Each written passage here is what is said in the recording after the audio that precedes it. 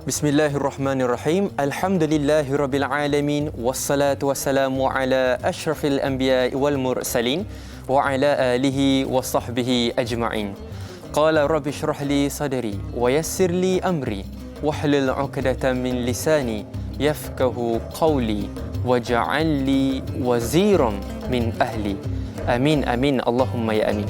Assalamualaikum warahmatullahi wabarakatuh kepada anda semua penonton setia rancangan Tanyalah Ustaz, biar tahu jangan keliru. Yang memisahkan kita hanyalah kaca TV semata-mata, akan tetapi pada hakikatnya kita dekat di hati masing-masing. Alhamdulillah, syukur pada Allah Subhanahu Wa Taala kerana di awal pagi lagi kita semua telah pun diberikan rezeki oleh Allah Subhanahu Wa Taala yang jarang orang dapat. Apakah bentuk rezeki ini tanpa kita sedar? Iaitu rezeki dalam bentuk ilmu. Bahkan topik perbincangan kita pada pagi ini adalah satu topik yang sangat menarik. Soalan-soalannya sangat banyak. Sempat saya study semalam, dan topik ini tidak lain dan tidak bukan berkaitan dengan akidah, iaitu figura akhir zaman Imam Mahdi.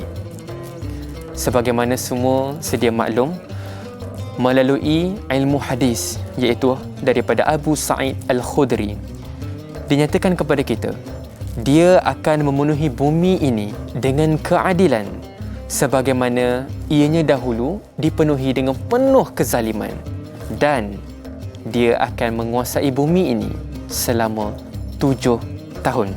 Ini adalah untuk permulaan, dan hadis ini melalui jalur riwayat Abu Daud. Dan seperti biasa, kupasan tajuk kita pada pagi ini, figura akhir zaman. Di meja akademik Tanyalah Ustaz, saya tidak berkeseorangan, turut bersama dengan saya bintang ilmuwan kita. Saya tontonkan kepada anda, saya persilakan, iaitu Al-Fadil Ustaz Muhammad Abdullah. Assalamualaikum Ustaz. Waalaikumsalam warahmatullahi wabarakatuh. Alhamdulillah, kita bersemangat di awal pagi. Kita tak sabar nak menadah ilmu berkaitan dengan ilmu akhir zaman Ustaz ya. Di mana Nabi SAW telah memberikan amaran kepada kita zaman al-fitan, zaman yang penuh dengan ketakutan, fitnah-fitnah yang pelbagai bentuk. Tapi sebelum kita masuk kepada pengenalan ataupun mukadimah, Ustaz izinkan saya belanja satu pantun boleh? Baik. Okey, insya-Allah. Awal pagi kita belanja satu pantun. Okey. Kemas bersih di anjung laman, diletak pewangi segar haruman. Nabi pengasih pengakhir zaman, hidup berbudi sebagai pedoman. Jadi figura akhir zaman ini kita nak ambil iktibar, kita nak ambil ibrah, pengajaran. Mudah-mudahan ada tunjuk ajar dan panduan kita selepas program ini. Silakan Ustaz. Okay. Bismillahirrahmanirrahim. Assalamualaikum warahmatullahi wabarakatuh. Alhamdulillah wassalatu wassalamu ala Rasulillah wa ala alihi wa sahbihi wa man tabi'ahu wa man nasarahu wala. Yang dirahmati Allah, dai selaku moderator kita pada pagi yang berbahagia ini, kepada penerbit, kepada kru bertugas dan kepada seluruh penonton, ibu-ibu, akak-akak, ayah-ayah, serta abang-abang yang saya sayangi dan saya doakan dengan kebaikan sekalian. Amin. Alhamdulillah, pertama syukur kepada Allah Subhanahu Wa Taala. Pada pagi berbahagia ni kita kongsikan satu tajuk, iaitu mengenai kisah-kisah akhir zaman, dan pada pagi berbahagia ni kita bincang mengenai Imam Al-Mahdi. Sebagai mukadimah dia, saya suka ingin maknanya bicarakan, kita mukadimahkan dengan hadis Nabi SAW, iaitu Nabi SAW menyebut Abdullah bin Abbas radhiyallahu anhu wa arda, anna Rasulullah SAW qala law lam yabqa min ad-dunya illa yawm la tawwala Allahu dhalika al-yawm hatta yab'atha fihi rajulan min ahli baiti yuwati ismuhu ismi wasmu abihi ismu abi yamla'ul arda qistan wa adalan kama muliat zulman wa jawran. Daripada Abdullah bin Mas'ud radhiyallahu anhu, Rasulullah sallallahu alaihi wasallam bersabda, jika tidak tersisa satu hari pun di dunia ini kecuali sehari sahaja, maknanya nak hari kiamat sangatlah ni kan, maknanya niscaya Allah akan panjangkan hari itu dengan dia mengirimkan satu orang lelaki daripada keluargaku, namanya seperti namaku dan nama ayahnya seperti nama ayahku. Dia akan menebarkan kebijaksanaan, menyebarkan keadilan di dunia seperti mana dunia itu dipenuhi ketika itu dengan kezaliman dan ketidakadilan. Jadi maknanya di antara tanda-tanda akhir zaman, di antara tanda-tanda besar akhir zaman, 10 tanda-tanda besar sebelum berlakunya kiamat adalah keluarnya ataupun akan bangkitnya satu orang lelaki yang digelar sebagai Imam Al-Mahdi ataupun maknanya satu orang yang akan memimpin yang diberi petunjuk oleh Allah Subhanahu wa taala. Ibu-ibu, kakak, tuan-tuan muslimin dan muslimat dan rahmat Allah sekalian. Seperti mana yang dai sebut tadi daripada Abu Sa'id Al-Khudri radhiyallahu anhu wa arda juga, Nabi SAW menyatakan bahawa yakhruju fi akhir ummati al-mahdi, mana akan keluar di ujung maknanya akhir zaman ini daripada umatku satu orang bernama Al-Mahdi. Yasqihillahu al-ghaith, maknanya ketika dia turun tu Allah Subhanahu wa taala menurunkan hujan. Maksudnya bumi ni diberkati lah ya. Hujan bagi negara kita ni yang tropical ni mungkin biasa ya. Tapi bagi negara Arab tu benda tu sangat-sangat jarang. Maksudnya istilah maknanya yasqihillahu al-ghaith, Allah turunkan hujan tu maknanya istimewa sangat waktu itu, keadaan itu ya. Wa takhrujul arda nabataha, dan bumi ni mengeluarkan tumbuh-tumbuhan. Bagi kita negara orang Arab dia namakan negara kita ni sebagai negeri taman negeri taman. Sebab apa? Sebab kita memang hijau. Kalau siapa yang biasa pergi luar negara ataupun naik kapal terbang, turun memang hijau. Bagi negara Arab ni padang pasir. Jadi maknanya tumbuh pokok-pokok ni satu benda yang memang sangat menggembirakan. Sebab tu contoh macam banyak negara Arab nak jadikan negara mereka negara taman. Dubai contohnya kan, tanam pokok sebanyak-banyaknya. Macam tu juga dengan Saudi dan sebagainya. Ni takhrujul arda nabataha wa yutal mal sahahan, dan dia maknanya diberikan harta yang melimpah. Maknanya harta waktu tu melimpah sangat, keberkatan tu. Wa takthurul masyiyah, binatang ternakan pun bercambah-cambah banyak. Wa ta'zimul ummah, mana umat tu jadi lebih mulia lagi. Ya'ishu sab'an, dia memerintah lebih kurang 7 tahun. Ini mukadimah sebagai hadis. Maknanya antara peristiwa akhir zaman, lahirnya satu orang lelaki yang diberi nama Al-Mahdi. Gelarannya sebagai Al-Mahdi iaitu yang diberi hidayah. Tuan-tuan, ibu-ibu, kakak, tuan-tuan muslimin dan muslimat rahmatullah sekalian. Okey, siapa Imam Mahdi? Okey, siapakah Imam Mahdi ya? Okey, ada 3 ciri-ciri dia. So perbincangan kita pada pagi berbahagia ni, kita akan bermula dengan 3 ciri-ciri Imam Al-Mahdi ya. Yang pertama sekali, Imam Mahdi ini daripada keturunan Nabi SAW. Jadi Nabi SAW, kita semua tahu bahawa dia ada anak. Kan? Dan anak lelaki Nabi SAW, Ibrahim, Abdullah, meninggal waktu kecil. Jadi maknanya yang membesar, yang sampai berkeluarga adalah anak perempuan Nabi SAW. Jadi manakah satu anak perempuan dia yang dinisbahkan kepada keturunan Nabi SAW yang akhirnya akan maknanya melahirkan Imam Al-Mahdi. Jadi Nabi ada Sayyidatina Aisyah, Sayyidatina Fatimah, kemudian Zainab kan. Jadi maknanya mana satu? Jadi dalam hadis yang diriwayatkan oleh Abu Daud, Nabi SAW menyebut Al-Mahdi min itrati min waladil Fatimah. Bahawa Al-Mahdi itu daripada keturunanku, daripada jaluran Al-Fatimah. Jaluran Fatimah. Jadi anak Nabi SAW, salah satunya adalah namanya Fatimah Az-Zahra. Iaitu Fatimah yang maknanya jelita lah ya, seperti bunga. Jadi maknanya daripada keturunan Fatimah ni, jadi Sayyidatina Fatimah ni dia berkahwin dengan Sayyidina Ali. Jadi maknanya Sayyidina Ali pun selepas kewafatan Fatimah ataupun Fatimah meninggal, dia banyak isteri lain dan anak-anak yang lain daripada Sayyidina Ali. Tapi Imam Mahdi ni daripada Fatimah dan Sayyidina Ali, kan? Dan daripada Fatimah dan Sayyidina Ali ini ada 2 anak lelaki, iaitu Hasan dan Husin. Okey, kita cerita dulu mengenai macam mana maknanya keturunan maknanya Hasan dan Husin ini, Sayyidina Hasan dan Sayyidina Husin, iaitu cucu Nabi SAW ini. Okay? Jadi Hasan dan Husin ini semenjak ketika Nabi ada lagi, dia telah lahir dan sempat bersama Nabi SAW. Dan Nabi bermain-main dengan cucunya ni, Hasan dan Husin. Ya. Jadi selepas kewafatan Nabi SAW, Sayyidina Hasan, Sayyidina Husin memang ikut ayahnya lah. Sayyidina Ali, Khalifah keempat, dia punya pusatnya adalah berada di Kufah. Kalau sekarang Kufah tu di Iraq. Jadi maknanya mereka juga tinggal di sekitar sana itu. Maka ketika Sayyidina Ali radhiyallahu anhu wa arda meninggal ataupun dalam peristiwa dia dibunuh pada 661 Masihi. Kita 2021 kan. 661 Masihi, maka ketika itu berpindahlah khalifah maknanya Ar-Rashidin. Khalifah Rashidin istilah kepada Sayyidina Abu Bakar, Umar, Uthman dan Ali, kepada khalifah Bani Umayyah. Okey, iaitu Sayyidina Muawiyah Sayyidina Muawiyah. Okey. Jadi ketika itu keturunan Nabi SAW berada di beberapa tempat sampai kewafatan Sayyidina Muawiyah. Kan ketika Sayyidina Muawiyah meninggal, ketika itu diganti oleh anaknya Yazid. Jadi ketika itu ramai yang tidak setuju dan mereka nak supaya anak daripada Sayyidina Ali itu untuk menjadi khalifah. Maka dijemput maknanya Sayyidina Hasan, Sayyidina Husin. Sayyidina Hasan waktu tu macam malah campur lah benda-benda yang demikian ni. Jadi maknanya Sayyidina Husin yang dia kata okey, dia ambil tanggungjawab. Maknanya orang Kufah ni mana Iraq waktu tu memang nak lantik selepas Muawiyah tu Sayyidina Husin. Maka pendekkan cerita, berlakulah peristiwa iaitu Sayyidina Husin ketika itu dikepung kerana perselisihan faham dan sebagainya oleh tentera Yazid, dan akhirnya berlaku peristiwa Karbala yang kita kenal, iaitu Karbala ni satu istilah maknanya Sayyidina Husin radhiyallahu anhu arda telah dibunuh di Karbala. Karbala itu sekarang berada di bahagian Iraq. Okey. Jadi kemudian Sayyidina Husin ketika itu bersama dengan anak-anak dia.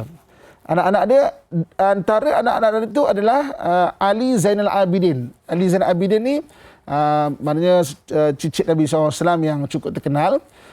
Orangnya sangat soleh, digelar sebagai Imam As-Sajjad. Nama As-Sajjad ni maksudnya yang sangat bersujud pada Allah, pada ibadahnya Masya Allah luar biasa. Jadi nama Sajjad ni bukan nama yang maknanya kecil, maksudnya daripada sudut ketakwaan, maksudnya orang yang memang sujud kepada Allah Subhanahu Wa Taala. Ibadah itu sendiri, Ustaz. Ibadah itu sendiri, Masya Allah. Jadi maknanya maka ketika itu maknanya Ali Zainal Abidin yang bersama dengan ayahandanya, maknanya dalam peristiwa Karbala, kebetulan ketika itu dia sakit, jadi berada dalam kemah, jadi orang tak perasan. Maknanya dia akhirnya terselamat daripada kena bunuh lah. Jadi semua orang lelaki maknanya dibunuh, dan ketika itu sebagai bukti kan, maknanya kepalanya diambil dan dibawa kepada maknanya Khalifah Yazid ketika itu dimakamkan dekat Syam. Kalau dekat Damsyik tu ada makam 12 kepala maksudnya 12 kepala, Masya Allah. Kalau saya pernah pergi satu ketika dahulu, sayu rasa kan. Sayyidina Husin ketika itu sendiri, maknanya badannya berada di Karbala, kepalanya berada di Syam ketika itu, diletakkan dekat Masjid Umawi. Jadi Masjid Umawi yang berada di Damsyik, dia ada dua kepala. Satu kepala Nabi Yahya alaihissalam. Nabi Yahya ni lebih kurang satu Masihi, dia sama masa dengan Nabi Isa alaihissalam, juga dibunuh ketika itu, dan diletakkan kepala Sayyidina Husin. Maka ketika itu sebagai memuliakan tempat lahir Sayyidina Husin, maka dibawa ataupun kepala itu untuk dikebumikan di Madinah. Okey. Kemudian berada di Madinah, gubernur di Madinah tidak berapa maknanya macam takut orang memberontak di Madinah. Ketika itu orang Mesir yang ambil untuk maknanya marilah tak apa kita kebumikan di Mesir lah kepalanya. Sebab itu di Mesir ada satu Masjid Husin. Di situ ada makamnya. Sejarahnya sebenarnya. Makamnya Sayyidina maknanya kepala Sayyidina Husin alaihissalam. Okey. Jadi kemudian dulu tak ada handphone, berita-berita ni tak tahu tau. Tak ramai orang tahu bahawa Ali Zainal Abidin ini dia masih hidup. Tak ramai yang masih tahu. Jadi maknanya yang tinggal adalah Sayyidina Hasan. Sayyidina Husin dah meninggal dan orang ingat anak-anak dia semua meninggal. Yang tinggal adalah Sayyidina Hasan. Jadi maknanya apa yang sebagai menyelamatkan keturunan Nabi SAW, orang minta kepada Sayyidina Hasan, boleh tak tolong? Maknanya kahwin dan ramaikan zuriat. Kemuncak kepada cerita ini sebenarnya nak sambung perihal siapakah yang akan menyelamatkan keadaan sebenarnya. Ya, kita nak cerita keturunan Imam Mahdi itu daripada jaluran yang mana. Betul. Jadi kita nak sambung lagi selepas ini, insya-Allah berkaitan dengan kemuncak dari jalur keturunan itu sendiri. Penonton terus kekal setia bersama dengan kami. Teruskan berzikir kembali selepas ini.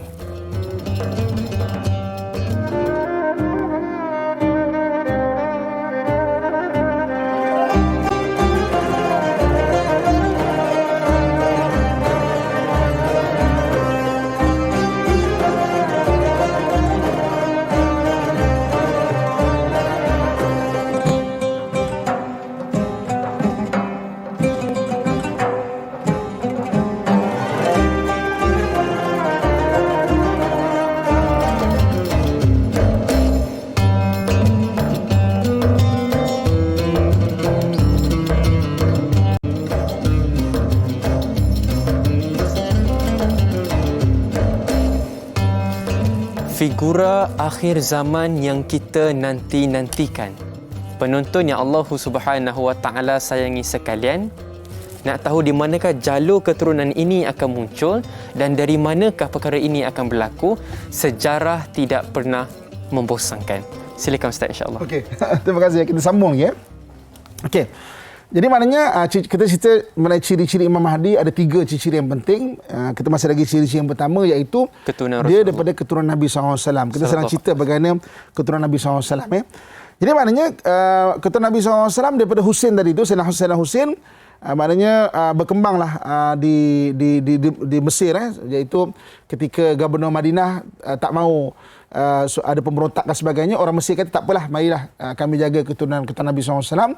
Dan sebab itu banyak keturunan Nabi SAW yang besar berada, maknanya nama-nama besar, tokoh-tokoh besar berada di Mesir ketika itu dan termasuk kepalanya Sayyidina Husain alaihissalam radhiyallahu anhu arda. Okey. So jadi ibu-ibu, kakak, tuan-tuan muslim-muslimat sekalian, daripada keturunan Sayyidina Husain ini jadi berkembang dan ketika itu ada berlaku fahaman yang agak ekstrim yang menyokong kepada Sayyidina Ali ini, iaitu dipanggil sebagai Syiah.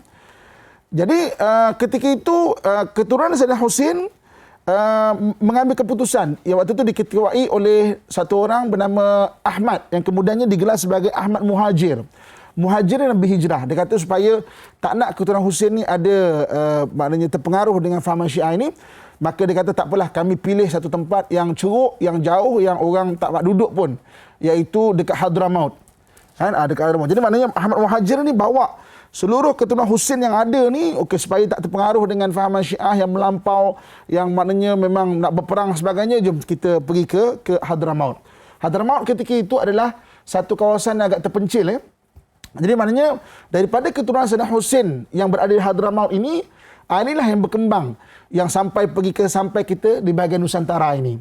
Jadi mana Sayyidina Husain, Sayyidina Ali Al-Muhajir ni dia berpindah dengan maknanya cucu dia, 3 orang cucu dia, iaitu Bashir, Jadid dan juga Alawi. Jika kita biasa dengar kalau di bahagian kita, di bahagian Nusantara ni, dia ada dipanggil Rabitah Alawiyah.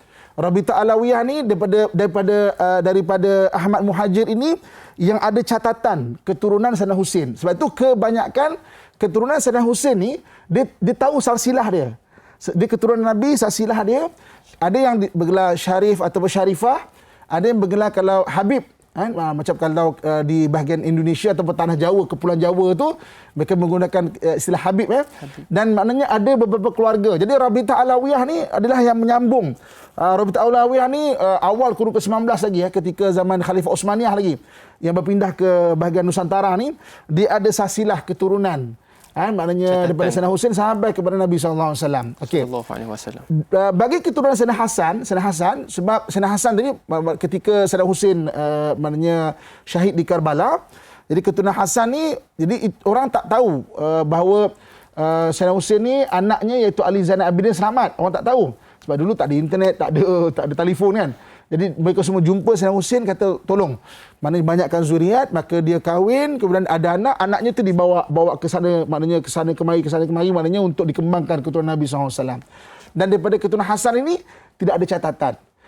Sebab itu kadang-kadang kita jumpa satu orang, ada juga yang maknanya Al-Hasani kan. Maknanya keturunan Nabi SAW daripada keturunan Sayyidina Hasan, tapi maknanya tak ada silsilah tu, catatan tak ada. Keturunan Husain dia ada memang ada rabitah dia yang memang ada silsilah dia. Keturunan Hasan dia tak ada. Sebab itulah dalam bicara mengenai ciri pertama Imam Mahdi ni, iaitu daripada zuriat Nabi SAW, daripada Sayyidah Fatimah, daripada mana? Adakah daripada jaluran Husain ataupun jaluran Hasan? Jadi memang ada banyak khilaf. Okey, bagi setengah-setengah orang Syiah, mereka meyakini daripada keturunan Hasan. Sebab ketika itu keturunan Husain memang dibawa semua ke Hadramaut, tak nak campur dah supaya tak nak terpengaruh lah dengan pahaman Syiah ni. Sebab tu mereka lebih mengangkat bahawa daripada keturunan Hasan. Begitu juga daripada tempat-tempat yang lain kan. Tapi ada juga yang berpendapat daripada jaluran Husain ini. Okey. Keturunan Nabi SAW daripada Sayyidina Hasan dan Sayyidina Husain ini, kalau kita tengok memang sebab darahnya darah yang mulia, memang mereka cenderung kepada benda-benda yang berkaitan dengan maknanya dakwah. Sebab tu kalau dakwah yang berada di tanah Jawa dipimpin oleh keturunan Nabi daripada Sayyidina Husain ini. Di Nusantara dulu ni dia ada dua tanah, tanah Melayu dan tanah Jawa. Tanah Melayu ni lagi besar daripada Sumatera, Semenanjung Tanah Melayu, mana selatan Thailand sampai ke selatan Filipina, sampai ke Cambodia sana tu, atau Kemboja sana tu. Tanah Jawa dia Jakarta ke bawah. Jadi Wali Songo ni pendakwah daripada tanah Jawa. Ada 9 wali Songo tu dalam bahasa Jawa. 9 wali kebanyakannya adalah daripada keturunan Nabi SAW. Jadi keturunan Nabi SAW ni memang dia punya nature dia suka dakwah, tak suka perbalahan. Jadi sebab tu kebanyakan banyak mereka memimpin benda-benda yang tasawuf ni. Kan? Dan bezanya kalau daripada keturunan keturunan Husain ni, tasawufnya ataupun zikir-zikirnya, selawat-selawatnya agak lembut. Macam kita lah selalu yang Tala'al badru alaina.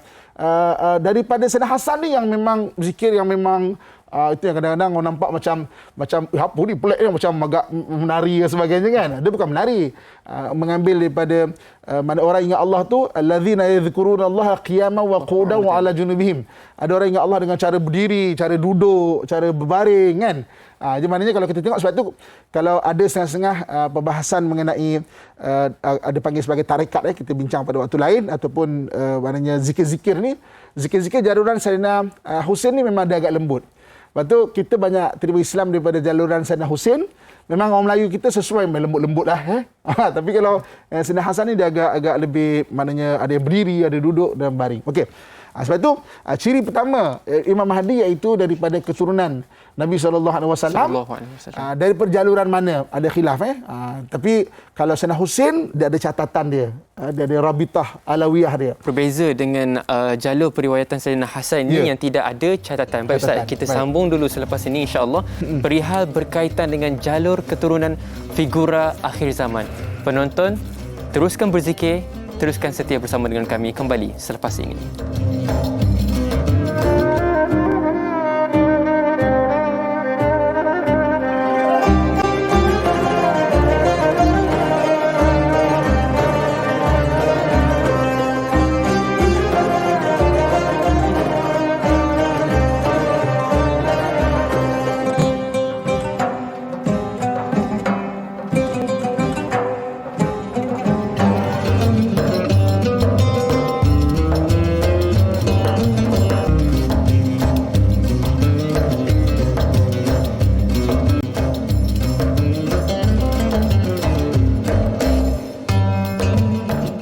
Penonton tanyalah Ustaz, biar tahu jangan keliru.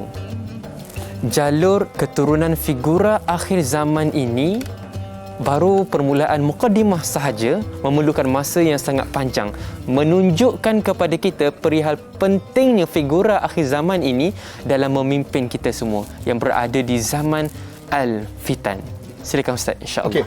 Jadi itu ciri-ciri pertama iaitu Imam Mahdi.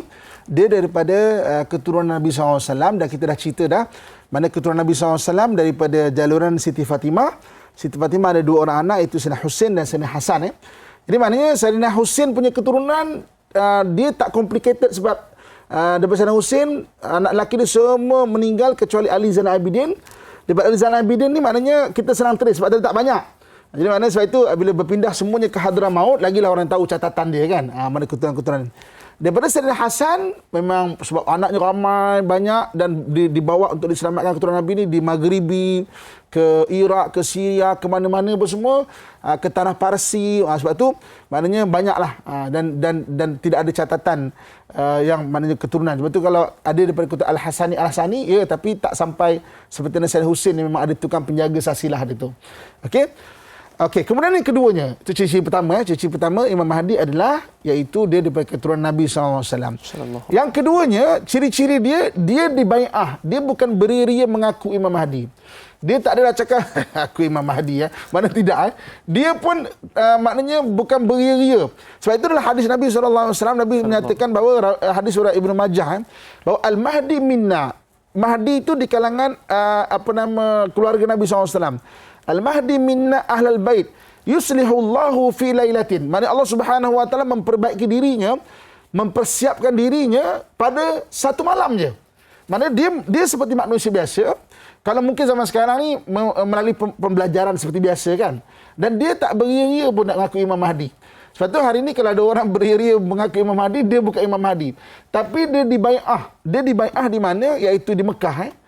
So maksudnya ada hadis dia bagaimana keadaan Imam Mahdi itu dibai'ah. Jadi dia pergi ke Mekah ketika itu dan ketika itu orang yang tahu dia bai'ah dia, kau Imam Mahdi. Tak cari orang lain bukan aku. Tak kau Imam Mahdi. Dan Allah mempersiapkan dia dalam satu malam daripada sudut kesediaan ilmu dah ada, kehebatan dah ada, cuma dia tak nak. Tapi akhirnya diberi keyakinan bahawa okey, kau diamanahkan untuk memimpin umat Islam, Imam Mahdi. Dan dalam hadis Nabi selama 7 tahun dia akan memerintah yang semua rasa aman, semua rasa gembira, semua rasa adil, semua rasa tidak ada perbalahan-perbalahan. Maka dia akan maknanya menghantar utusan-utusan kepada negara-negara umat Islam supaya umat Islam, pemimpin-pemimpin umat Islam ketika itu mana kekallah di tempat kamu, tapi baliklah kepada apa yang diajar oleh Allah Subhanahu Wa Taala dan juga Rasul. Bagi orang-orang negara bukan orang Islam pula, mereka membayar jizyah. Okey, kenapa orang kafir nak bayar jizyah? Dia sama sebenarnya. Orang Islam bayar zakat. Orang kafir bayar jizyah. Sebab zakat, orang kafir tak bayar zakat. Dia bayar jizyah. Sama. Maka ketika orang yang bukan Islam bayar jizyah, dilindungi hak dia macam seperti mana orang Islam. Itu ciri yang kedua. Sebelum kita pergi pada ciri yang ketiga dan mungkin InsyaAllah. Dan manakala ciri yang ketiga kita akan sambung selepas ni soalan demi soalan Facebook. InsyaAllah kita nak raikan soalan yang pertama Ustaz. InsyaAllah soalan Facebook yang pertama daripada Mak Etun. Soalannya adalah, boleh Ustaz kongsikan kepada kami bagaimana, di mana dan berapakah usia Al-Imam Mahdi dibai'ah untuk menjadi ketua umat Islam? Kita mohon pencerahan insya-Allah. Okey, itu ada khilaf dia. Jadi ada yang berpendapat dibai'ah ketika itu umurnya 40 tahun. Kenapa umur 40 tahun? Sebenarnya dengan umur Nabi SAW ketika mendapat wahyu dari Allah Subhanahu Wa Taala. Ada yang kata kurang daripada itu, ada yang kata maknanya lebih daripada itu. Jadi maknanya sekitar kurang lebih umur dia 40 tahun. Okey, kemudian di mana dia dibai'ah? Dia dibai'ah di hadapan Kaabah di Mekah sana tu. Di mananya ketika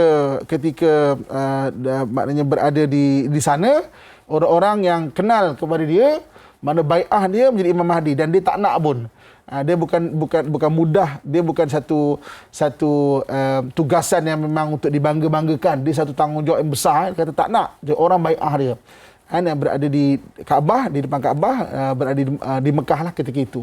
Itu antara satu jawatan yang besar datang bersama dengan satu tanggungjawab yang besar. Baik, kita pergi kepada soalan yang kedua insya-Allah, soalan Facebook, iaitu soalan daripada Fatimah Ayub. Soalannya adalah, adakah benar Imam Mahdi akan membinasakan beberapa buah negara kuasa besar dunia setelah kemunculannya nanti? Silakan Ustaz.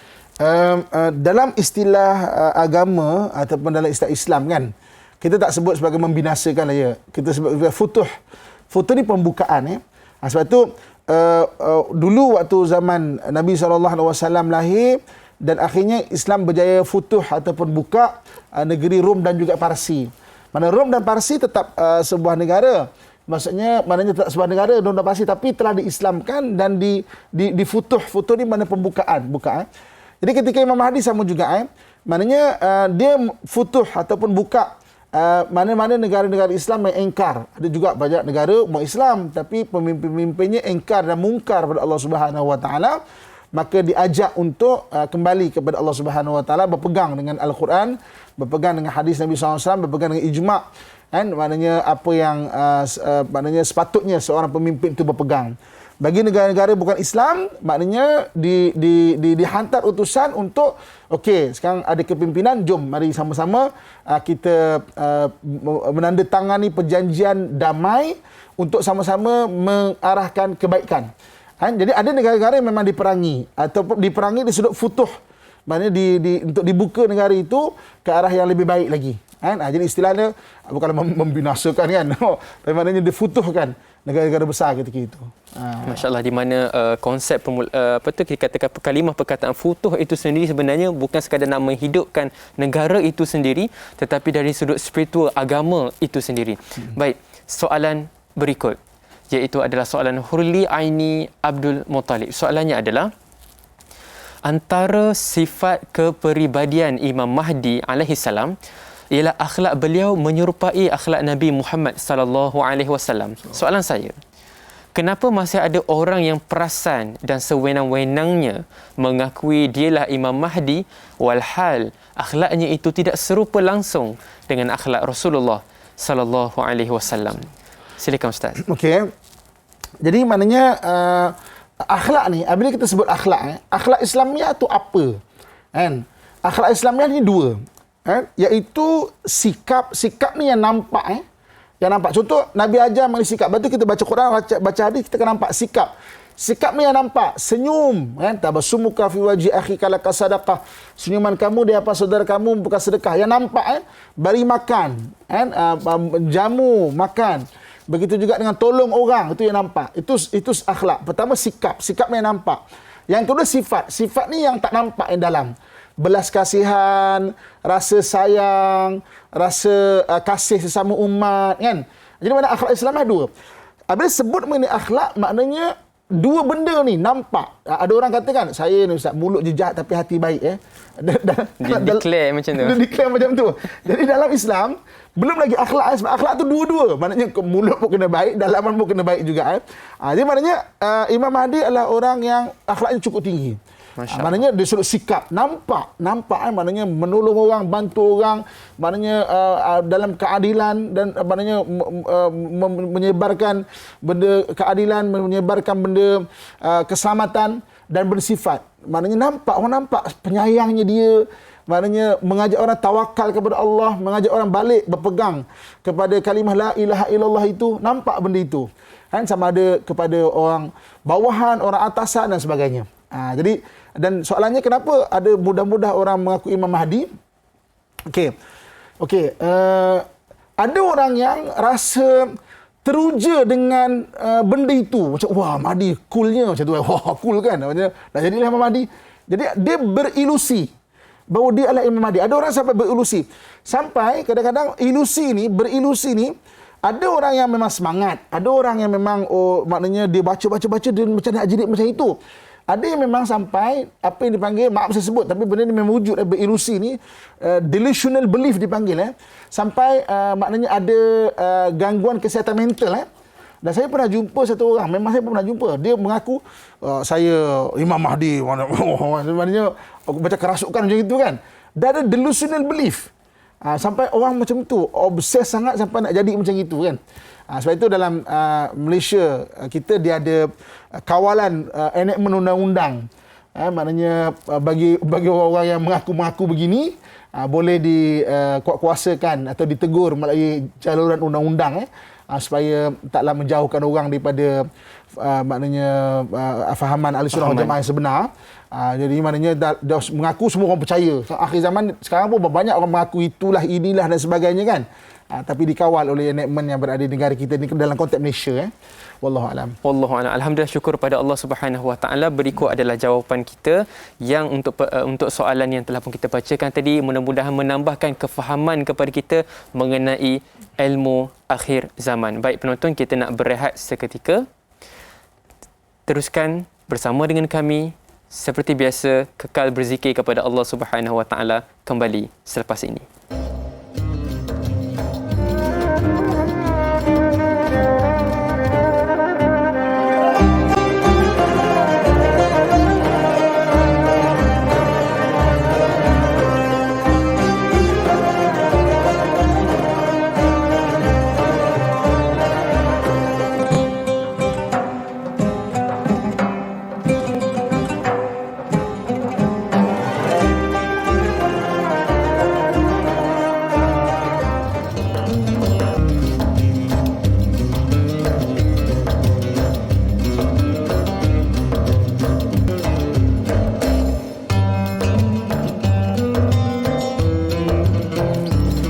Alhamdulillah, syukur kita kepada Allah Subhanahu Wa Taala. Tahniah saya ucapkan. Syukur anda kembali lagi bersama dengan kami dalam program Tanyalah Ustaz, biar tahu jangan keliru. Syukur pada Allah Subhanahu Wa Taala, kita masih lagi dalam perbincangan akidah, iaitu figura akhir zaman, watak yang dinanti-nantikan, iaitu Imam Mahdi. Kita teruskan Ustaz dengan perbincangan kita tadi, insya-Allah. Okey. So jadi maknanya kita sedang bincang ciri yang kedua. Ciri pertama iaitu dia adalah keturunan Nabi SAW. Ciri yang kedua adalah dia tidak beria-ria mengaku dia itu adalah Imam Mahdi. Okey, jadi kemudian gelaran dia. Okay, gelaran Imam Al-Mahdi ni. Al-Mahdi ni maknanya yang diberi hidayah. Okey, selain daripada khalifah yang empat, Sayyidina Abu Bakar, Umar, Uthman dan Ali, maknanya khalifah yang empat ni mereka digelar sebagai Ar-Rasyidin dan Al-Mahdi. Maksudnya orang yang diberi hidayah. Jadi maknanya Imam Mahdi juga adalah satu orang yang digelar sebagai Al-Mahdi. Hidayah ni benda apa? Kan? Kita kadang-kadang biasa dengar, tak pakai tudung lagi, tak dapat hidayah. Belum dapat hidayah kan? Maksudnya Selalu kita dengar. Selalu kita dengar, tak dapat hidayah lagi. Oh ya, hidayah ni benda apa? Okey. Hidayah ni adalah bantuan Allah Subhanahu Wa Taala untuk kita membuat keputusan hidup. Sebab kita ni manusia, hidup adalah keputusan tau. Kita tak boleh hidup tanpa keputusan. Okey? Orang yang lemah dalam hidup dia, orang yang tak boleh buat keputusan dalam hidup dia. Adakah kita pernah jumpa kan? Nak memilih beli barang pun sampai sejam 2 jam, tak boleh buat keputusan. Okey? Tapi orang yang rugi dalam hidup dia adalah orang yang tersilap buat keputusan. Sebab tu dalam konteks buat keputusan, dalam Islam memang antara benda detail diajar. Antaranya dengan cara istikharah, antaranya dengan cara kita bermusyawarah, kan? Wa amruhum syura bainahum. Bermusyawarah tu maka untuk kita buat keputusan. Okey? Jadi maknanya hidayah ni benda apa? Hidayah adalah bantuan Allah kepada kita untuk kita buat satu keputusan. Jadi maknanya kita nak buat hari ni, lepas Tanyalah Ustaz, kita mungkin nak pergi belilah nasi lemak contoh kan, untuk kita makan kan contoh. Itu keputusan. Ataupun tak naklah banyak kerja lah, nanti makan tengah hari je lah. Itulah keputusan. Jadi hidup adalah keputusan. Lepas ni kita nak buat apa adalah keputusan. Imam Al-Mahdi adalah satu pemimpin yang keputusannya dibantu oleh Allah Subhanahu Wa Taala. Sebab itu kenapa dia boleh menundukkan negara-negara orang yang maknanya pemimpin-pemimpin yang engkar dan mungkar. Dia bukan mudah tau nak dealing bukan mudah nak dealing dengan orang-orang memang dah ada sebuah negara, dah ada sistem tentera dan sebagainya, datang susuk tubuh Imam Mahdi, okey, tunduklah pada Islam. Bukan mudah Datang pula kepada negara-negara orang kafir, kata okey, jom sama-sama kita bayar jizyah. Apa sebab bayar jizyah pula? Kan? Bukan mudah. Tapi keputusannya itu dibantu oleh Allah Subhanahu Wa Taala. Itu disebut sebagai Imam Al-Mahdi. Itu gelaran dia pertama. Jadi gelaran yang keduanya disebut Al-Muntazar. Al-Muntazar ni maknanya yang ditunggu. Sebab memang kedatangannya itu ditunggu-tunggu. Sebab dalam hadis Nabi SAW ada beberapa susuk tubuh yang Nabi ceritakan dia punya ciri-ciri dia. Ciri-ciri dia antaranya adalah pembuka kota Konstantinopel. Adalah hadis Nabi SAW sebut La tuftihal Konstantiniyah fala ni'mal amir amiruha wa la ni'mal jaish zalikal jaish. Kota Konstantinopel iaitu kota Rom nanti akan dapat dibuka, kan? Dan pemimpin yang dapat membukanya adalah sebaik-baik pemimpin. Dia punya pengikut sebaik-baik pengikut. Sebab itu zaman Rasulullah SAW lagi, setelah Rasulullah wafat, ada satu orang bernama Sayyidina Abu Ayyub Al-Ansari. Dia nak jadi maknanya orang yang sebaik-baik pemimpin ini. Maka dia pun pergi kepada Konstantinopel dan maknanya syahid. Sebab tu makam Abu Ayyub Al-Ansari berada di Turki. Sebab Turki itu adalah kota Konstantinopel. Maksudnya sebelum ditukar nama daripada Istanbul. Istanbul ni maksud Islam selama-lamanya. Dalam dunia ni ada dua bandar yang diberi nama Islam untuk selama-lamanya. Yang pertamanya Istanbul, yang keduanya Islamabad. Islamabad ni Pakistan. Ketika Qaid Azam Ali Jinnah berjaya membuat negara Islam, Pakistan, maka dia letakkan ibu negara sebagai Islamabad. Okey, kita balik pada perkongsian kita itu, iaitu gelarannya Al-Mahdi dan Al-Muntazar. Al-Muntazar ni maknanya yang ditunggu-tunggu. Yang ditunggu-tunggu ada dalam hadis Nabi SAW. Berbeza, waktu saya kecil saya selalu dengar negeri Isketambola, Ustaz.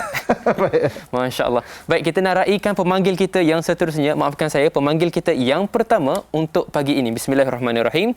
Assalamualaikum warahmatullahi wabarakatuh. Siapa di sana? Waalaikumsalam warahmatullahi wabarakatuh. Dai Nizal dan Ustaz Muhammad Abdullah. Saya Umar Abdul Majid dari Felda, Cini Timur 3, Pekan Pahang. Assalamualaikum Ustaz dan Dai. Waalaikumsalam warahmatullahi wabarakatuh. Ya, soalan saya begini Ustaz ya. Ustaz, kita sedia maklumlah Imam Mahdi dia muncul di muka bumi ini untuk menghapuskan kejahatan ya, menegakkan keadilan. Jadi soalan saya Ustaz, antara Dajjal dan Imam Mahdi, siapa yang dulu muncul? Dan yang kedua soalan saya, kenapalah orang kita ni kebanyakannya orang begitu berminat untuk mendakwa bahawa diri dia itu ialah Imam Mahdi yang datang, dan dah banyak dah kita dengar Ustaz ya, orang-orang yang mendakwa bahawa diri dia itu adalah Imam Mahdi. Apa sebenarnya? Apa yang dia berminat sangat untuk mendakwa diri itu sebagai Imam Mahdi, sedangkan Ustaz dah terangkan tadi Imam Mahdi muncul tidak diwar-warkan. Itu soalan saya Ustaz dan Dai. Terima kasih Ustaz dan Dai. Assalamualaikum. Waalaikumsalam warahmatullahi wabarakatuh. Terima kasih saya ucapkan kepada pemanggil kita Tuan Omar Abdul Majid.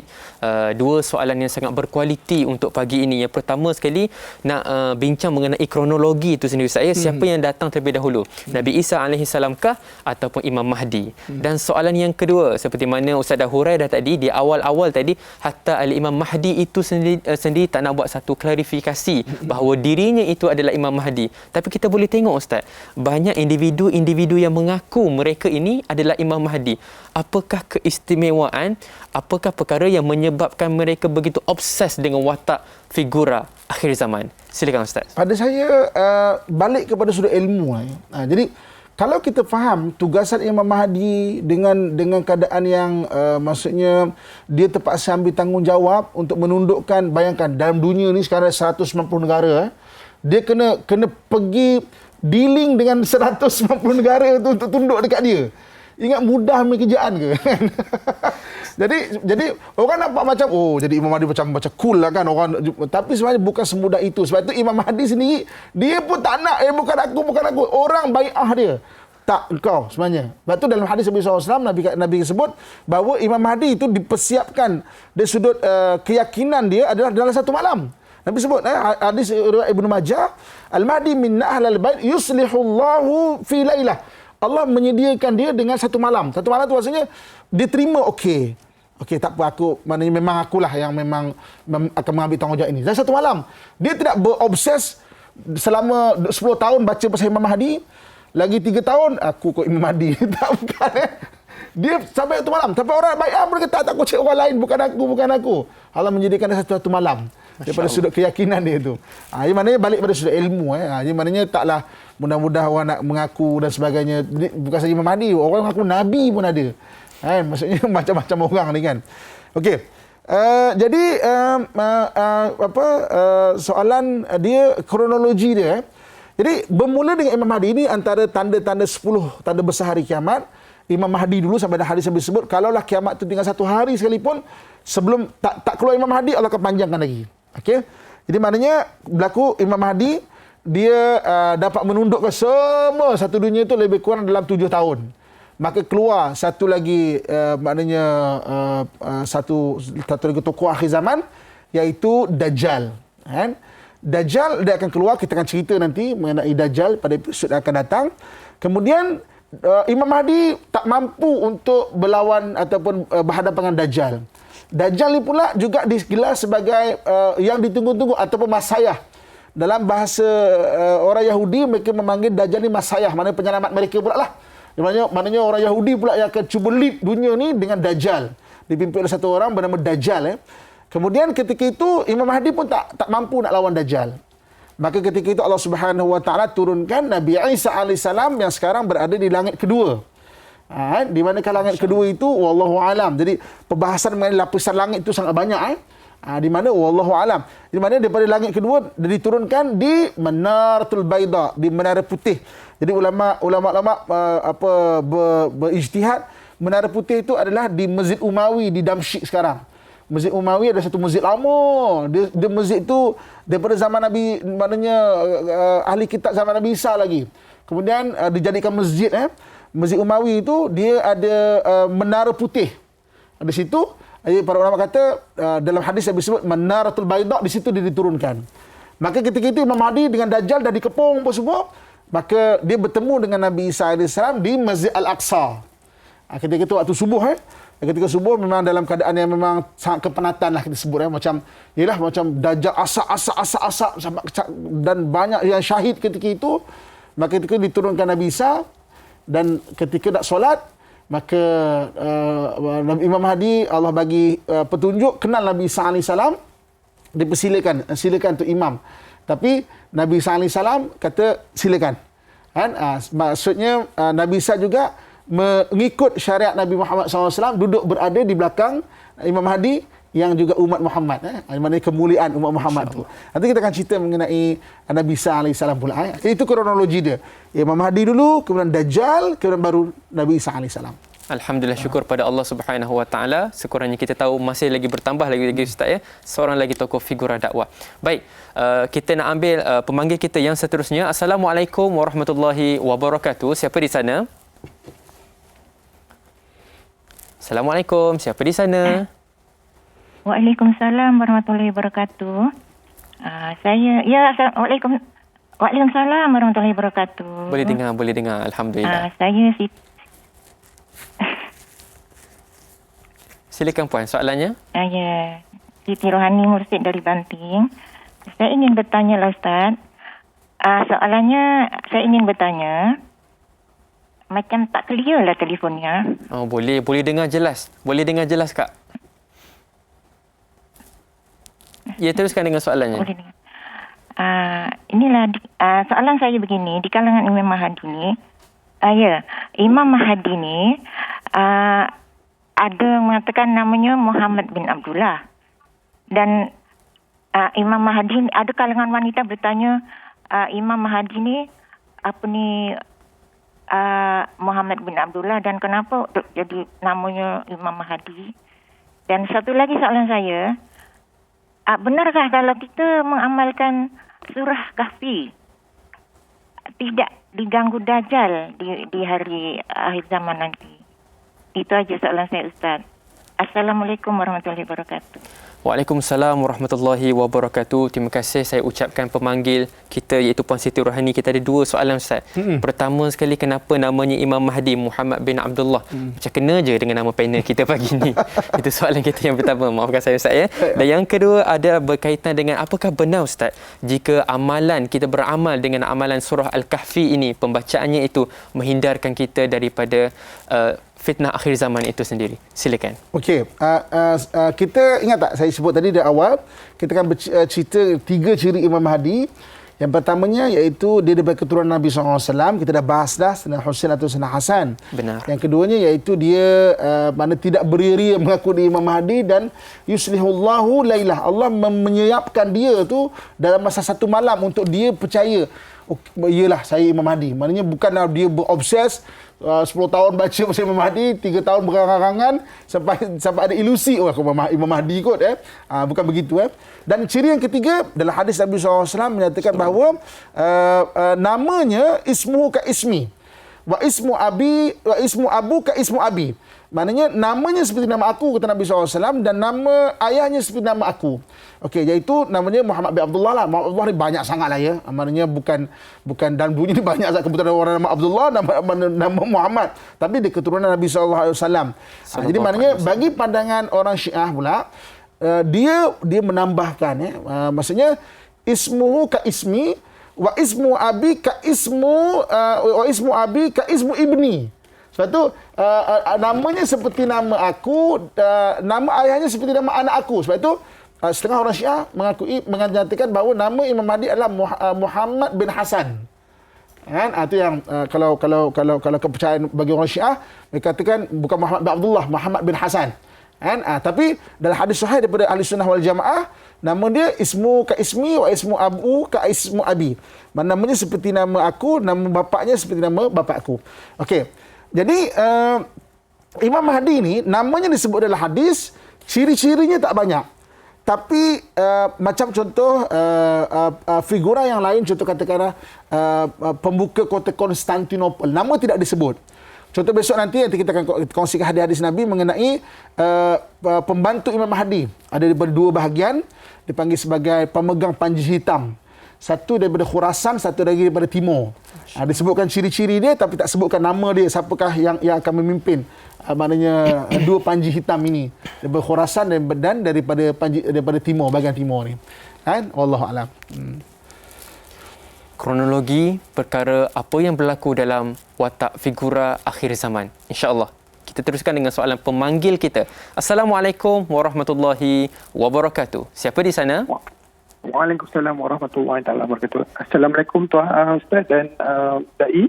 Nama saya Muhammad Hafiz bin Zakaria daripada Bandar Seri Damansara, Kuala Lumpur. Masya-Allah. Silakan Tuan soalannya. Okey, soalan saya ialah untuk Imam Mahdi ni, saya nak tahu dengan lebih lanjut cara pemerintahan dia dan keadaan pemerintahannya waktu itu. Itu soalan saya pertama. Dan soalan kedua, boleh saya tahu pada bila agaknya, hari jangkaannya Imam Mahdi ni akan dibai'ah di Mekah? Alhamdulillah, syukur pada Allah Ta'ala. Terima kasih saya ucapkan pada pemanggil kita satu soalan yang sangat baik. Pertama sekali, bagaimanakah bentuk cara pemerintahannya? Dan yang kedua, apakah yang akan berlaku, tarikh masa dan sebagainya, Ustaz? Perihal yang berkaitan hari pembai'ah Imam Mahdi itu sendiri. Okey. Cara pemerintahan dia tidak disebut secara detail Nabi SAW, tapi Nabi SAW menceritakan secara umum iaitu cara pemerintahan dia dengan cara adil, mana semua orang merasa rahmat dan keberkatan. Dan maknanya dan dengan sendirinya Allah berkati bumi ini. Itu disebut dalam hadis, maknanya tuktarul masyiyah, binatang-binatang maknanya banyak, tumbuh-tumbuhan banyak dan sebagainya. Jadi cara dia memerintah dengan cara mana tidak disebutkan secara detail, tapi semua negara-negara umat Islam akan tunduk sama dia dan negara-negara yang bukan Islam juga akan tunduk. Bezanya adalah zakat dengan jizyah tadilah. Maknanya apa hal nak bayar jizyah kan? Orang Islam bayar zakat sama juga kan. Maksudnya sama-sama bayar dan sama-sama hak itu dilindungi. Jadi maknanya itu antara ciri-ciri pemerintah secara umum, tak didetailkan Nabi SAW dengan cara macam mana, revolusi ke, demokrasi ke, mana ke, wallahu alam. Itu adalah sistem yang disusun dan dipakai guna sekarang. Tapi macam mana cara, wallahu alam, tak disebut. Okey. Jadi kemudian bercerita mengenai bila kata hari dia, itu Allah dan Rasul saja tahu. Wallahu alam, Allah saja tahu. Tapi diceritakan ciri-ciri. Maksudnya ketika nak keluar Imam Mahdi itu ada beberapa ciri-cirinya. Antaranya dunia ni ketika itu penuh dengan kezaliman. Pembunuhan merata-rata tempat. Kalau kita tengok sekarang ini, ciri-cirinya memang agak ada. Pembunuhan di mana-mana. Maksudnya perang antara negeri ke negara. Baik Ustaz, maafkan saya terpaksa potong Ustaz seketika nak menunjukkan bahawa sebenarnya ini kita dah nak beralih kepada kemuncak perbincangan kita, tanda-tanda akhir zaman, di mana zaman era 2021 ini kita berada di dalamnya. Nak tahu kemuncak soalannya? Tunggu setia bersama dengan kami. Teruskan berzikir, kita nak melaburkan tirai di TV3 dan kita ada siaran tambahan selama 30 minit di TV9. Assalamualaikum warahmatullahi wabarakatuh. Kita jumpa selepas ini.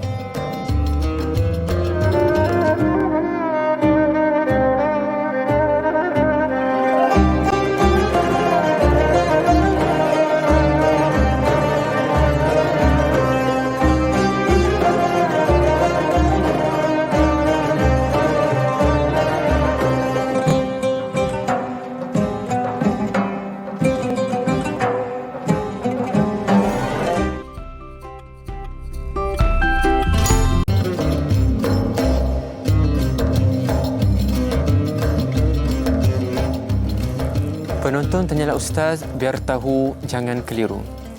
Ilmu sejarah, ilmu akhir zaman adalah suatu perkara yang tidak membosankan selagi mana adanya dalil, bukti pengukuhan daripada hadis Nabi SAW serta kajian-kajian yang telah dibuktikan.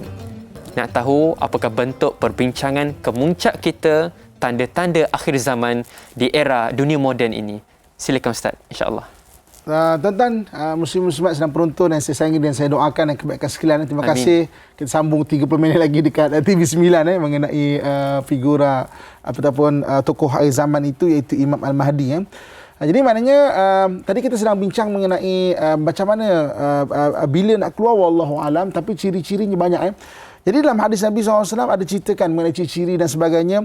Dan ada ciri-ciri itu yang telah berlaku. Antaranya adalah bermaharajalelanya, benda-benda berkaitan kezaliman kalau kita tengok kan, ataupun apa disebut sebagai fitnah Duhaimak. Duhaimak ni adalah satu fitnah di mana banyak berlaku pembunuhan-pembunuhan. Kita tengok di banyak tempat di dunia ini dan pembunuhan tu berlaku secara beramai-ramai.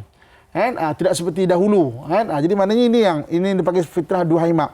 Antaranya adalah keringnya ataupun berlaku fitnah di Iraq, iaitu sungai Dajlah dan sungai Furat, sehingga orang berebut dengan emas yang keluar daripadanya. Jadi para ulama ada membahaskan, muhaddisin ada membahaskan sama ada emas ni benda yang sama ada memang yang emas kuning itu ataupun apa yang ditakdirkan sebagai emas hitam. Emas hitam ni sekarang minyak contohnya kan. Banyak contoh tengok apa yang berlaku di Iraq contohnya kan, antara sungai Furat dan sungai Dajlah. Di mana berlaku peperangan-peperangan, orang berebut benda-benda yang berkaitan dengan emas zaman sekarang, zaman moden ya. Okey, kemudian banyaknya berlaku gempa bumi sebab dalam akhir zaman Allah sebut dalam Quran bahawa iza zulzilatil ardu zilzalaha. Apabila banyaknya bumi digoncang dengan goncangan yang dahsyat. Gempa bumi semakin banyak. Orang buat rumah, buat batu, tanah bergeser. Orang berebut buat bangunan tertinggi di dunia.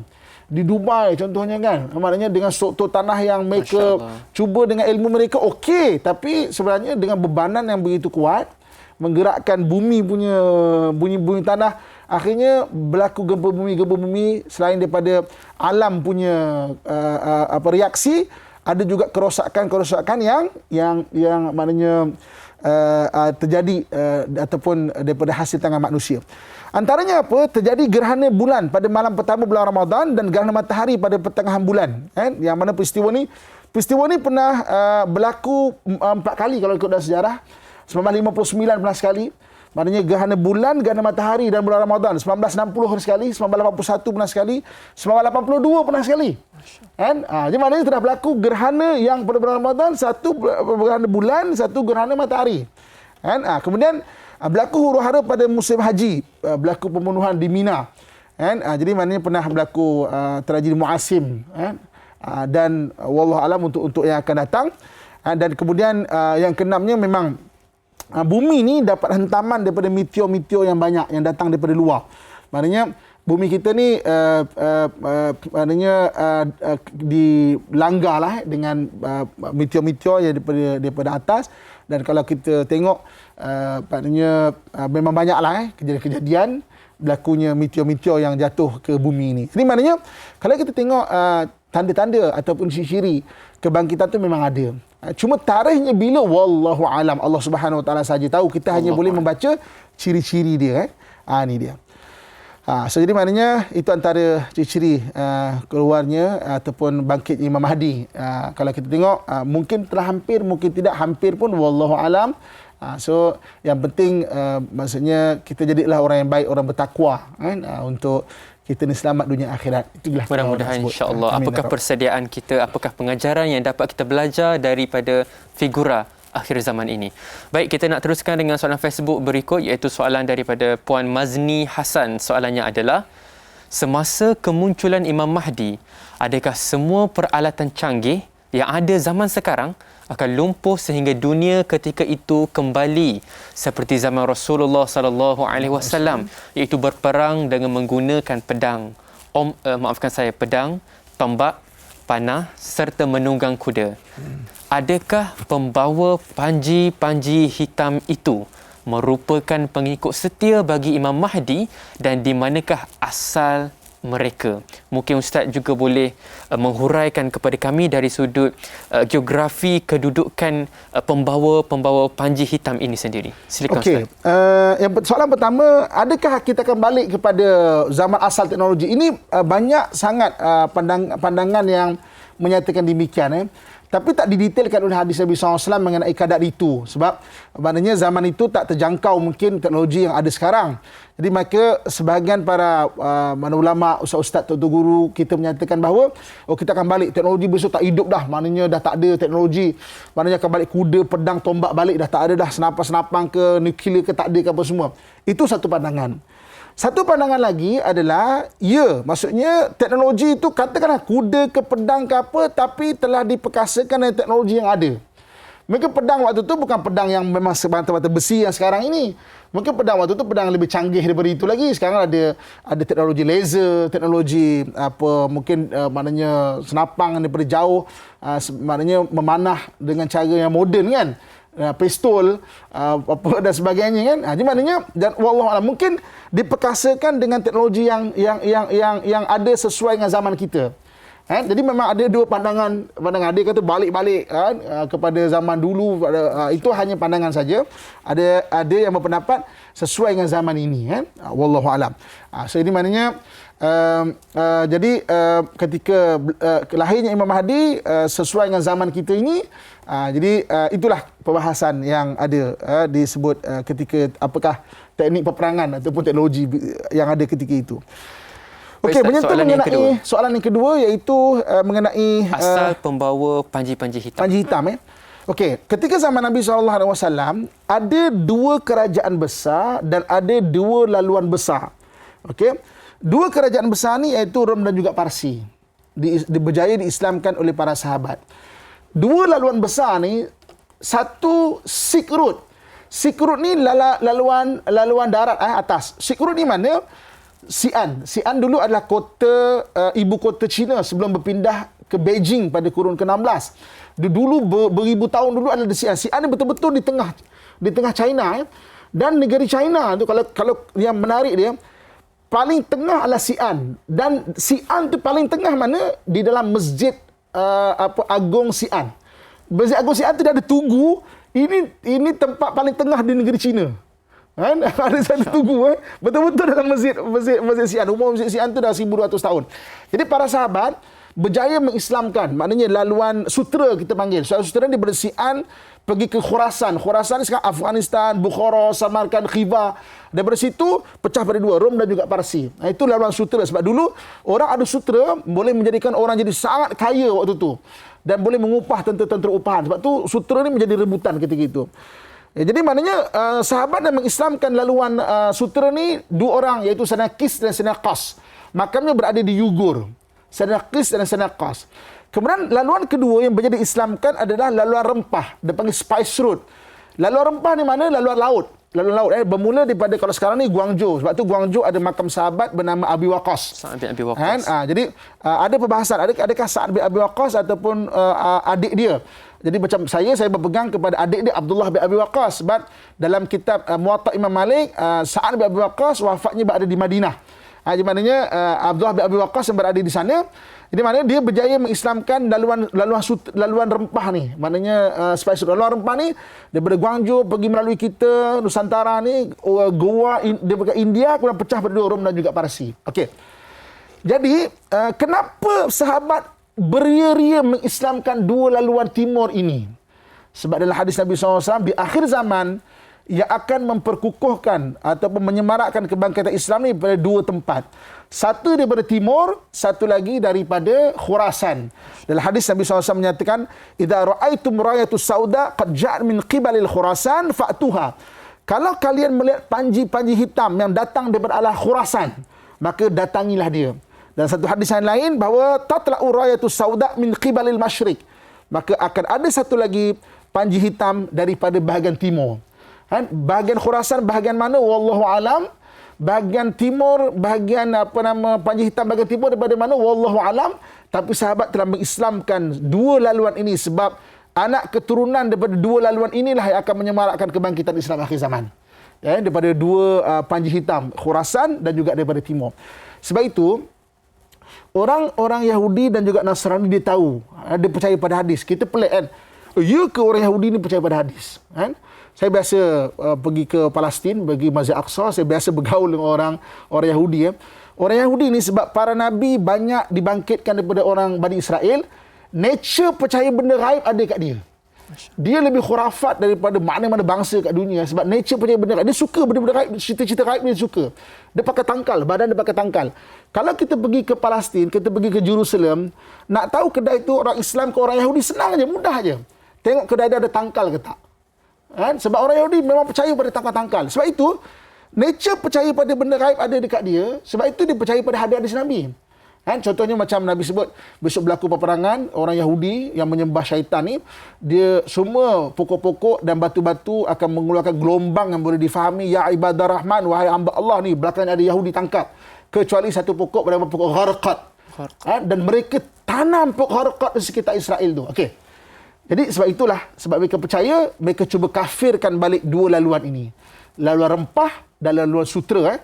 Mana daripada laluan timur dan juga laluan Khurasan. Lepas tu kalau kita tengok, macam contoh kedatangan penjajah di bahagian Nusantara pada kurun ke-16, kurun ke-15. Kita semua belajar, anak kita belajar. Ni tak usah cerita akademik, ilmiah lah. Anak kita kata 3 pun belajar. Kenapa mereka datang 3G? Gold, glory dan gospel. Kenapa gospel? Mereka cuba kafirkan laluan rempah ini balik. Laluan sutera sama juga. Dia cuba kafirkan. Sebab apa? Daripada anak-anak keturunan Khurasan dan anak-anak keturunan timur ini yang akan membangkitkan, menyemarakkan Islam akhir zaman, sehingga nanti mereka sebagai orang-orang yang akan membawa panji hitam. Sama ada Khurasan, iaitu laluan sutera dulunya, dan laluan rempah, iaitu bagian-bagian laluan timur ni. Jadi mana siapakah panji-panji hitam itu? Daripada anak keturunan dua kawasan ataupun dua laluan ini yang telah berjaya diislamkan oleh para sahabat ridwanullahi alaihim wa arda. Alhamdulillah, syukur pada Allah Subhanahu wa taala. Dua laluan inilah yang akan menjadi kemuncak kebangkitan Islam di akhir zaman. Baik, kita nak ambil satu panggilan. Assalamualaikum warahmatullahi wabarakatuh. Siapa di sana? Waalaikumsalam. Nuhayati Ismail sini, Kak Iyad. Ya, Kak Iyad. Silakan Kak Iyad. Apa khabar? Sihat ke? Alhamdulillah. Terima kasih, Da'i. Assalamualaikum, Ustaz. Waalaikumsalam warahmatullahi wabarakatuh. Bagaimana untuk kita redha dengan segala apa yang ditentukan Allah, yakni takdir di fitnah akhir zaman ni, Ustaz? Dan bagaimana, adakah kita dibolehkan untuk berdoa supaya kita tidak lalui semua yang bakal berlaku, terutamanya fitnah Dajjal? Dan soalan Kak Iyad, Ustaz, Kak Iyad nak tahu golongan yang mengatakan kamu adalah Imam Mahdi, adakah mereka itu ulama-ulama Islam, Ustaz? Itu saja soalan Kak Iyad, Ustaz. Terima kasih. Assalamualaikum. Waalaikumsalam warahmatullahi wabarakatuh. Alhamdulillah, kita ada dua soalan yang sangat berkualiti di sini. Pertama sekali berkaitan dengan bolehkah seandainya kita berdoa supaya kita tidak berada di zaman al-fitan itu sendiri? Itu soalan yang pertama. Dan yang kedua adalah, adakah golongan yang membai'ah, yang membuat satu klarifikasi bahawa dia adalah Imam Mahdi, adakah mereka ini terdiri daripada barisan ulama Islam? Nak tahu jawapannya? Terus kekal setia bersama dengan kami. Jangan ke mana-mana. Terus kekal setia berzikir kepada Allah Ta'ala. Kembali selepas ini.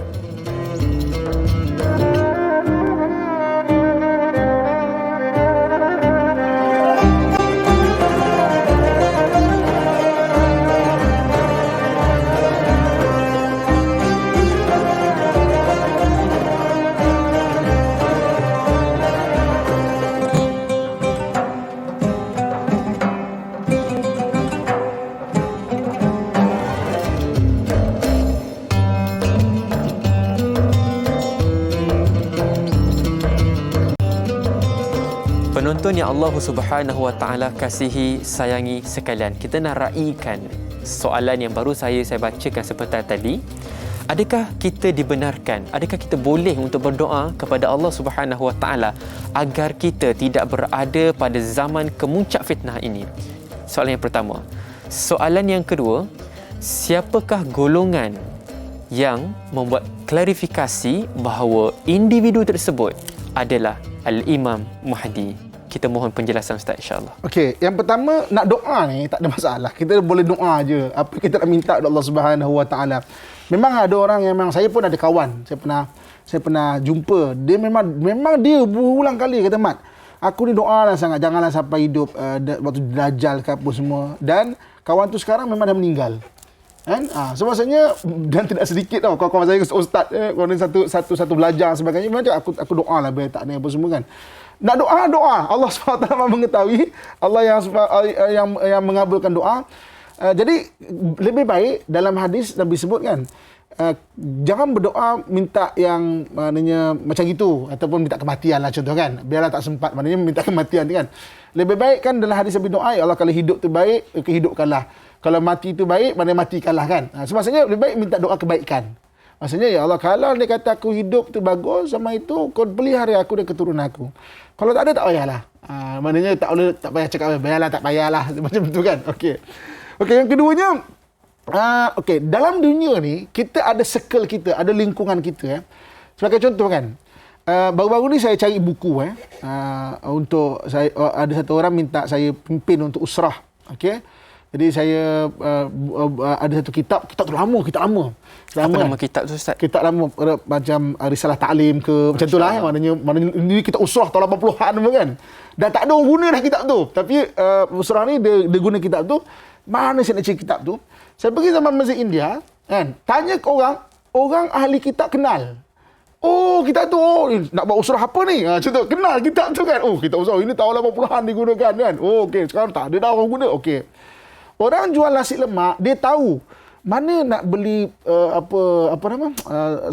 kacang yang bagus, ikan bilis yang bagus, dia tahu. Okey. Saya dalam dunia diving juga kan. Orang dunia diving dia tahu mana beri peralatan yang bagus. Contohnya, ustaz kita pun diving, kita pun diving ada 3 tahun diving, masya-Allah hebat ya. Maksudnya sebut pasal diving tahu tempat kat mana, Pulau Tenggol. Pulau orang tahu kan. Macam tu juga ulama, dia ada circle, ada lingkungan, dia tahu. Kita orang awam mungkin tak kenal, tak tahu. Mereka tu memang kaji, cari, tahu, kenal susuk tubuh, mereka ikuti. Sebab tu mereka bai'ah. Dia bukan orang awam, para ulama dan juga para tok guru yang menunggu-nunggu ni dan dia kenal. Maka sebab tu dia bai'ah di Mekah yang Imam Mahdi sendiri kata, tak, bukan aku cari orang lain. Tak, engkau. Tak cari orang lain, engkau. Sampai Allah sediakan satu malam yang dia ada confident. Okeylah, memang aku akan pimpin lah. Saya akan pimpin lah. Maknanya satu malam diberi kekuatan dalaman Allah Subhanahu Wa Taala untuk dimimpin itu. Sebelum tu dia tak. Jadi maknanya bukanlah orang awam, orang suka-suka, orang daripada mana-mana, satu orang mengaku Imam Mahdi, semua dia, ya ke? Okeylah, Mahdi lah, bukan. Para ulama sebenarnya yang membai'ah dia, yang mengenal dia dan yang meyakinkan dia kau adalah Imam Mahdi. Wallahu alam. Alhamdulillah, soalan demi soalan semakin kemuncak sebenarnya. Jadi Ustaz, figura akhir zaman, watak utama dalam dunia akhir zaman ini, iaitu nama Al-Imam Al-Mahdi itu sendiri adalah watak yang dinanti-nantikan. Sebagaimana kata Ustaz di awal-awal pembukaan, tanyalah Ustaz biar tahu, jangan keliru tadi. Persoalannya sekarang, kenapa nama figura akhir zaman ini, watak utama ini tidak disebut di dalam Al-Quran? Okay. Silakan Ustaz. Okey, Allah Subhanahu Wa Taala menurunkan Al-Quran sebagai panduan kepada hidup kita.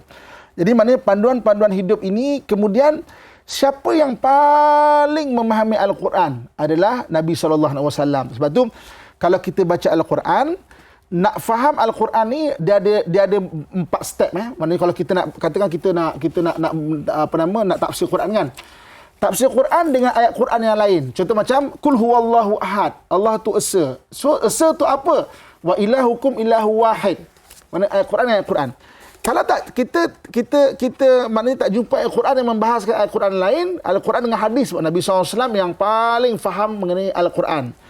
Okey, dalam Al-Quran, dalam hadis kita tak jumpa ulama al-mufassirin, ulama muhaddithin, ulama tafsir, ulama hadis dan ulama fiqh, mana jumhur ulama yang faham sangat benda demikian.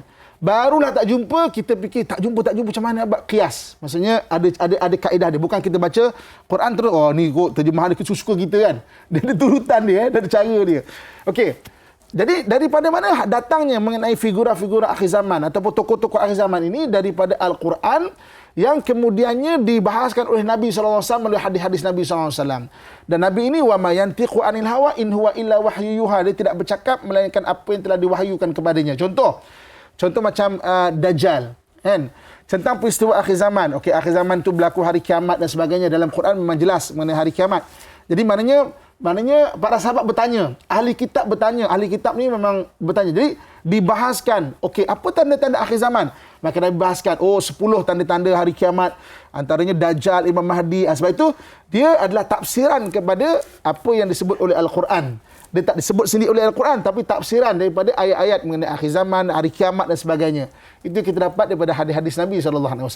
Sallallahu alaihi wasallam. Alhamdulillah, mudah-mudahan dengan pencerahan yang telah diberikan mendatangkan manfaat kebaikan kepada kita. Kita nak raikan lagi soalan Facebook seterusnya daripada maafkan saya Wak Doj. Soalannya adalah, Imam Mahdi akan turun sebagai tanda-tanda hari kiamat, iaitu hari tiba dibantu oleh Nabi Isa AS. Mereka akan dibantu pula oleh tentera-tentera beriman. Soalan saya, apakah persiapan diri kita secara rohani dan juga jasmani untuk menyambut dan akan dapat terpilih untuk menyertai figura-figura akhir zaman ini? Wak Doj Yampin, maafkan saya, Yampin, Johor. Okey, terima kasih. Soalan yang menarik sebenarnya. Okey, kita tak tahu kita hidup adakah zaman maknanya Imam Mahdi nanti ataupun tidak. Cumanya dari sudut keimanan, jaga iman, jangan sampai syirik, jaga kepercayaan, belief system kita jaga, jangan sampai tersasar daripada akidah Ahlussunnah wal Jamaah. Daripada fahaman-fahaman yang memang terlalu banyak sekali, maksudnya cabaran keimanan. Kan? Dari sudut fizikal, kita ikut hadis Nabi SAW. Yang Nabi SAW sebut, alimu auladakum birimaya wa sibaha wa rukubal khail. Ajarkan anak kamu itu maknanya berenang, memanah dan menunggang kuda. Maknanya taklah, maksudnya kita ni orang yang tak sihat. So pemakanan jaga, sihat, fit. Biarlah maknanya kita sentiasa jaga kesihatan kita. Kalau dia kata besok kita melalui sempat zaman itu, jadi kita bolehlah menyertai bersama-sama, kan? Kalau tak sempat pun kita pun sihat, hidup dalam keadaan sihat, ibadahnya bagus, nak pergi umrah boleh beberapa kali umrah, kan? Maksud lutut okey, pinggang okey. Kan? Jadi maknanya taklah lembek, kan? Jadi orang Islam tu dalam hadis Nabi SAW, al-mu'min qawi ahabba ila Allah min al-mu'min ad-dhaif. Maknanya orang mukmin yang kuat lebih disayangi oleh Allah daripada mukmin yang dhaif, yang maknanya yang tak kuat lah, kan. So fizikalnya seperti hadis Nabi SAW, supaya kita sihat, beriadah, dan makan kulu mimma razaqakumullahu halalan thayyibah, makan yang halal lagi baik. Maknanya makan, kemudian bersenam, dan kalau nak ikut mana aktiviti yang disarankan oleh Nabi, iaitu berkuda, memanah dan juga berenang. So kalau zaman moden ni dia ada lanjutan advance daripada itu. Contoh macam Ustaz ada dalam diving, kan. Tu sebahagian daripada berenang, sebab diving juga adalah berenang. Jadi kalau boleh dia kata dikira sunnah, Ustaz? Sunnah, sebab dia adalah berenang, sebahagian daripada berenang. Contoh macam memanah. Memanah ni kalau sekarang ni mungkin boleh belajar di kelab-kelab nembak. Itu maksudnya advance kepada memanah tanpa meninggalkan memanah tradisional itu. Kalau menunggang kuda ni bukan saja kuda itu sendiri, tapi kita belajarlah mengenderani kenderaan-kenderaan yang semampu kita boleh. Kan? Itu niatkan sunnah, maka dapat sunnah. Tapi maknanya otak kita sentiasa berfikir, bekerja, belajar benda baru dan juga sihat fizikal. Mudah-mudahan kita terus sihatlah, bukan daripada sudut agama, spiritual, rohani itu sendiri, tapi sama juga daripada sudut rohani, maafkan saya, dari sudut fizikal itu sendiri. Alhamdulillah, syukur kita pada Allah Subhanahu Wa Taala, kita telah pun sampai di kemuncak kita. Jadi kita mohon Al-Fadhil Ustaz bintang ilmuwan kita pada pagi ini untuk menutup tirai majlis ilmu kita dengan bacaan doa yang ringkas. Silakan Ustaz. Auzubillahi minasyaitanirrajim. Bismillahirrahmanirrahim. Alhamdulillahirabbil alamin wassalatu wassalamu ala asyrafil anbiya'i wal mursalin wa ala alihi washabbihi ajmain. Ya Allah, ya Tuhan kami, kurniakan kekuatan keimanan kepada kami seperti mana yang telah Kau berikan kepada Nabi-Mu Ibrahim, ya Allah. Berikan kepada kami jalan keluar bagi segala permasalahan kami, ya Allah, seperti mana yang telah Kau berikan kepada Nabi-Mu Yunus, ya Allah. Amin. Kurniakan kepada kami kesembuhan di dalam penyakit kami seperti mana yang telah Kau berikan kepada Nabi-Mu Ayub, ya Allah. Berikan kepada kami kemurahan rezeki yang halal ya Allah, seperti mana yang telah Kau berikan kepada Nabi-Mu Sulaiman ya Allah. Kurniakan kepada kami akhlak dan adab sopan yang tinggi seperti mana yang telah Kau kurniakan kepada junjungan kami Muhammad ya Allah. Kurniakan keredaan-Mu kepada hidup kami ya Allah, seperti mana yang telah Kau berikan kepada keseluruh sahabat Nabi-Mu ridwanullahi alaihim wa arda ya Allah. Ya Allah ya Tuhan kami, ampunkan segala dosa dan kesalahan kami ya Allah, guru-guru kami, ibu ayah kami dan seluruh umat Islam, sama ada yang masih ada ataupun yang tiada ya Allah. Allahumma rabbana atina fid dunya hasanatan wa fil akhirati hasanatan wa qina adzabannar. Wa sallallahu ala sayyidina wa maulana Muhammadin wa ala alihi wa sahbihi ajmain. Walhamdulillahi rabbil alamin. Taqabbalallahu minkum. Minna wa minkum. Taqabbal ya karim. Penonton tanyalah Ustaz, biar tahu jangan keliru, apakah pelan tindakan kita selepas sahaja kita selesai menonton rancangan Tanyalah Ustaz? Biar tahu jangan keliru. Kita dapat ilmu pada pagi ini, tetapi apakah yang perlu kita lakukan? We must take action actually. Jadi saya nak uar-uarkan di sini, jangan lupa untuk kita tonton program Halakah pada malam ini 10.30 malam. Topiknya adalah rumah kosong.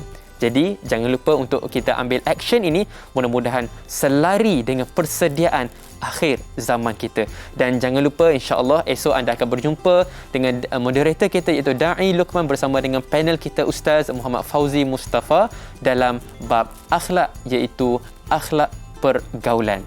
Mudah-mudahan perbincangan kita di meja akademik Tanyalah Ustaz mendatangkan manfaat kepada semua. Sekian sahaja daripada saya dan juga panel kita. Assalamualaikum warahmatullahi wabarakatuh.